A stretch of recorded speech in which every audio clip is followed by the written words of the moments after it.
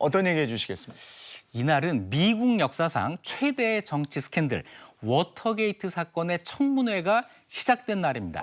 이 워터게이트 사건으로 당시 닉슨 대통령이 미국 역사상 최초로 임기를 채우지 못하고 도중에 사임한 대통령이 됩니다.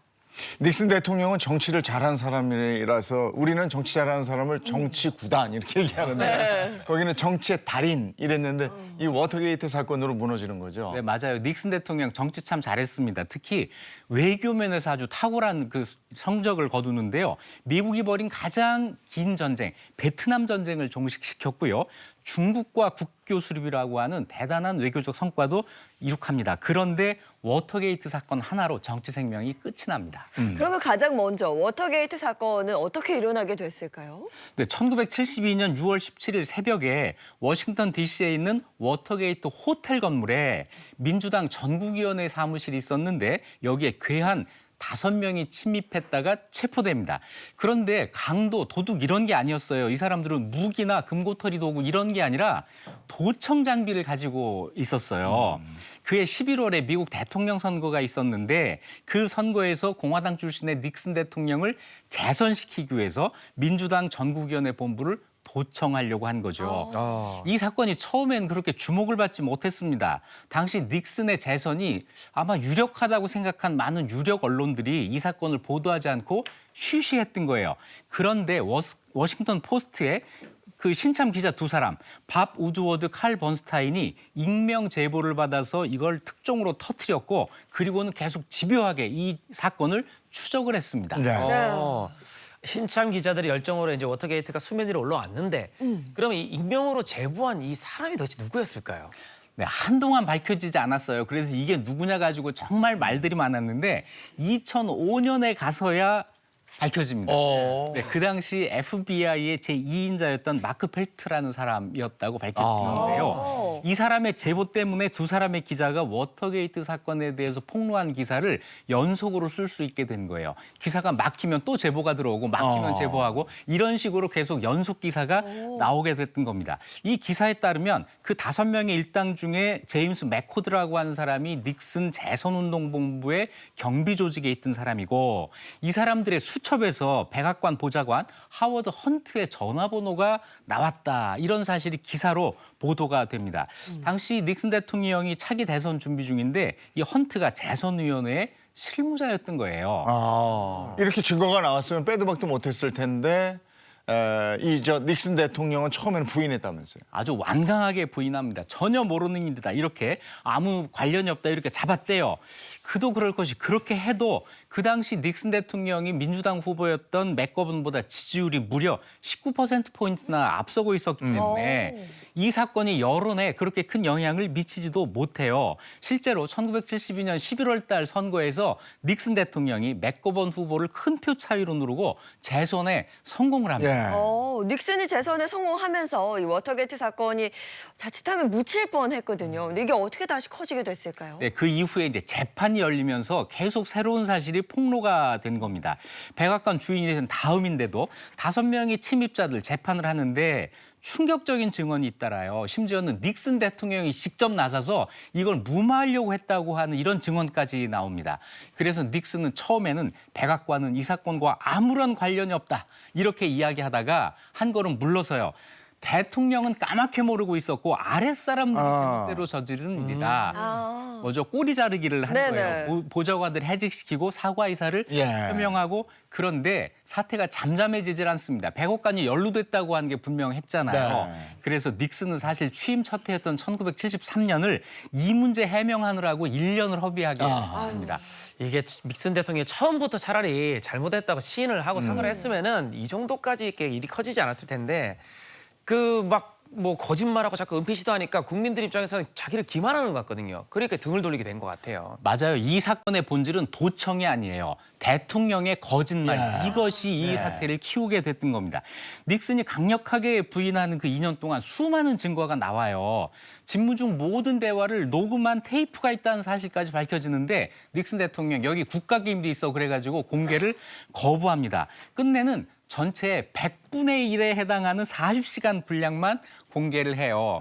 하지만 이 끝나질 않습니다. 결국에 미국 하원 사법위원회에서 대통령 탄핵 결의가 가결되고 닉슨 대통령은 스스로 물러나게 됩니다. 닉슨 대통령의 하야 성명 영상이 있습니다. 함께 보실까요? America needs a full-time president and a full-time Congress, particularly at this time with problems we face at home and abroad. To continue to fight through the months ahead for my personal vindication would almost totally absorb the time and attention of both the President and the Congress in a period when our entire focus should be on the great issues of peace abroad and prosperity without inflation at home. Therefore, I shall resign the presidency effective at noon tomorrow. 미국은 거짓말의 죄를 크게 묻던데 처음에 이제 인정을 하고 이게 미수 사건이니까 그러면 그냥 묻힐 수도 있었는데 네. 이게 일이 크게 번진 것 같아요. 이렇게 사임을 했고 닉슨은 사임 후에 어떻게 됐습니까? 네, 저 영상 보시니까 오랜만에 닉슨 대통령 얼굴 보시죠? 글쎄요. 닉슨 대통령 사임한 다음에 부통령이었던 제럴드 포드가 대통령직을 승계하고 포드 대통령이 닉슨 대통령의 재임 기간 중 범죄 사실에 대해서 사면 조치를 취합니다. 그래서 형사처벌은 면하게 돼요. 이렇게 해서 닉슨은 불명예 퇴진을 하게 됐는데요. 한 가지 워터게이트 사건 때문에 게이트라고 하는 이게 문이라는 뜻이잖아요. 네. 이것이 대형 권력형 비리 의혹, 부패 스캔들 이런 거 부를 때 무슨 게이트라고 맞아요. 네. 부르게 되는 그 시초가 바로 이 사건입니다. 아, 그랬군요. 네. 자, 이제 다음 역사로 가볼까요? 1970년 5월 16일로 갑니다. 이때는 어떤 일이 있었습니까? 네, 1970년 5월 16일은 서울 여의도와 마포를 잇는 마포대교가 개통된 날입니다. 오, 이날이구나. 지금 하루 평균 12만 대 이상이 여길 다닌다고 해요. 이 원래 조선시대는 마포나루가 있던 곳이고 그래서 전국의 물산이 여기 모이던 곳입니다. 개통되고 나서 한동안 서울대교라는 이름으로 불리다가 1984년에 그 지명, 지역의 이름을 따서 마포대교로 이름을 바꿨습니다. 예. 원래 한강다리가 그 전에는 한강 1, 2, 3교 이렇게 있었다가 지명을 따선 처음이군요, 이게. 그렇죠. 한강 다리에 지명이 들어가는 게 이게 처음이고요.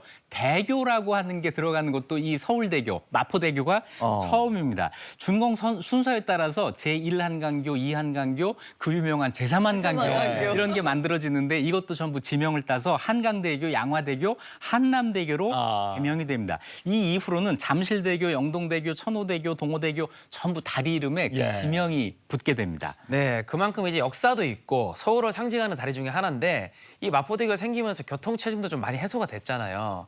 근데 이 마포대교가 언제 처음 착공을 했을까요? 네, 그 말씀 드리기 전에 지금 한강에 다리가 몇 개 있는지 혹시 아세요? 많던데. 재본 적이 없네요. 그러고 보니까. 세다가 지친 적은 있습니다. 맞아요. 제가 31개까지 세다가 아, 그만뒀습니다. 그렇게 많은가요? 많아요. 네. 되게 많아요. 와, 30개가 넘어요. 네, 그만둘 수밖에 없는 게 계속 생기고 있어요. 그래서 네, 제가 31개까지는 셌습니다. 자, 이 마포대교 1968년 2월에 착공해서 2년 만에 완공이 됐고요. 길이가 1389m. 그리고 그 당시 한강 다리 가운데서는 가장 긴 다리였습니다. 공사 당시 뉴스 있는데요. 한번 보시죠. 서울 마포와 여의도를 잇는 한강대교가 준공 단계에 들어서 마지막 손질의 한창입니다. 한강 위에 놓인 다리 가운데서는 제일 긴 다리로 오는 5월 16일에 개통 예정입니다. 지난 68년 2월에 착공, 좌우 양쪽에 각각 2m씩의 일반 보도를 곁들여서 국내 교량 공사는 최대 난 공정을 거친 이 대교가 준공되면은 서대문 마포 방면에서 영등포 쪽으로 내왕하는 차량 소통이 한결 완화돼 하루에 6만여 대의 차량이 내왕하게 될 것으로 내다보입니다.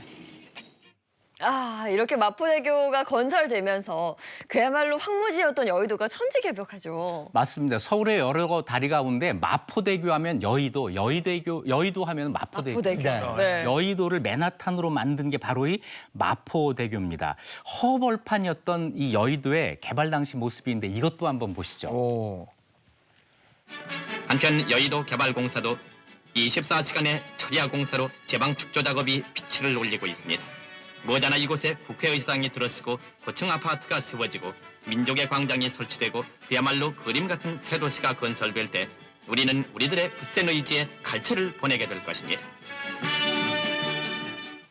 야, 여의도가 진짜 저런 시절이 있었다는 게 참 새롭습니다. 놀랐어요, 방금 보고. 그리고 저 마포대교 같은 경우는 86년도에 그 올림픽대로라고 그러죠. 그거 뚫리면서 저쪽으로 이동량이 너무 많아서 상습 정체구역이 되고 그러지 않습니까? 네, 거기가 1986년에 한강 종합 개발 사업이라는 게 네. 있는데요. 그 일환으로 올림픽대로가 개통이 되면서 여의도와 남쪽 영등포를 잇는 이쪽의 교통 체증이 굉장히 심해집니다. 또 그때 차량이 막 많아질 때잖아요. 네. 그러면서 아주 마포대교가 극심한 교통 체증의 대명사가 돼요. 그래서 이제 다리를 확장하는 공사를 하게 되는데 2000년에 신마포대교라고 해서 다리 하나를 더 만들고 기존의 마포대교는 철거했다가 다시 재시공을 해서 2005년 10월에 왕복 10차선 쌍둥이 도로로 마포대교가 전면 개통이 됩니다. 이 마포대교 해외에서도 유명해요. 블록버스터 영화 어벤져스 2 여기에 마포대교가 등장해서 이게 그렇죠. 관광 예. 명소가 됩니다. 지금은 뭐 누가 뭐래도 서울의 중심 중의 중심 다리죠. 예, 그렇군요.